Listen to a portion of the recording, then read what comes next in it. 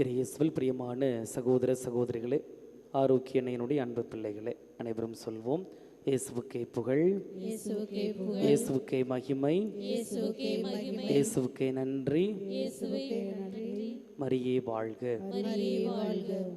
இயேசுவில் பிரியமான சகோதர சகோதரிகளே, இன்றைய முதல் வாசகம் திருத்தூதர் பணிகள் நூலிலிருந்து வாசிக்க கேட்டோம்.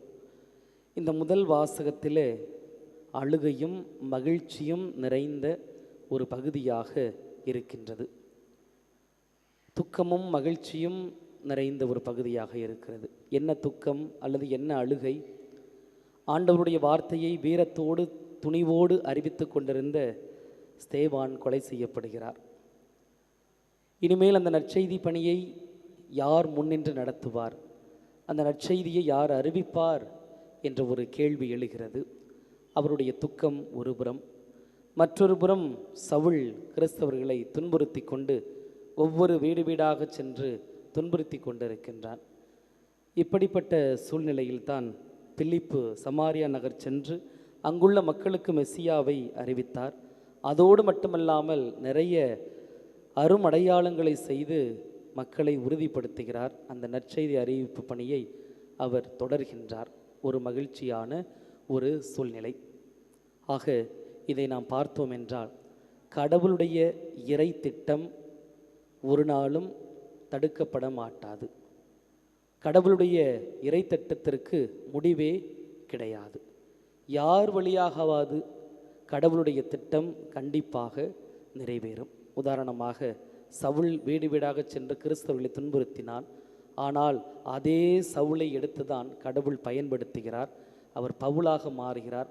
அவர் வழியாகத்தான், ஏன் இன்னும் சொல்ல வேண்டுமென்றால் பவுலை இரண்டாவது கிறிஸ்து என்று சொல்வார்கள்.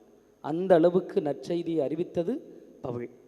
ஆக அந்த இறைவனுடைய திட்டத்தில் கடவுள் யாரை எடுத்து பயன்படுத்துவார் என்று தெரியாது. ஆனால் இறை திட்டம் தொடர்ந்து நடைபெற்று கொண்டேதான் இருக்கும். அந்த இறை திட்டத்தில் மிகப்பெரிய கருவியாக இருப்பவள்தான் நம்முடைய தாய் அன்னை கன்னிமரியாள். அந்த தாயின் வழியாகவும் நிறைய இறை திட்டம் நிறைவேறி கொண்டிருக்கின்றது. அதற்கு நீங்களும் நானும் சாட்சி. இந்த திருத்தலமும் ஒரு மிகப்பெரிய சாட்சி. பிரியமான சகோதர சகோதரிகளே, இறை திட்டத்தில் கடவுள் யாரை வேண்டுமானாலும் எடுத்து பயன்படுத்துவார் என்று சொன்னால், ஏதோ அது மற்றவர்களுக்கு என்று நினைத்து ஒதுங்கிவிடாமல் அந்த இறை திட்டத்தில் கடவுள் நம்மையும் பயன்படுத்துவார் என்ற ஒரு சிந்தனை நமக்கும் இருக்க வேண்டும். அந்த இறை திட்டத்தில் எப்படி வேண்டுமானாலும் கடவுள், நம்ம நினச்சிக்கலாம், நம்ம ஒரு சாதாரண ஆள், நம்மெல்லாம் கடவுள் எடுத்து பயன்படுத்துவாரா அப்படி நீங்கள் நினச்சிக்கலாம். அப்படி அல்ல. உங்களையும் கடவுள் எடுத்து அந்த இறை திட்டத்திற்கு பயன்படுத்துவார். எனவே கடவுளுடைய திருக்கரம் என்றும் எப்பொழுதும் நம்மோடு இருக்கும், நம்மை விட்டு விலகாது என்பதற்கு இன்றைய முதல் வாசகம் ஒரு மிகச்சிறந்த சாட்சி. ஆமென்.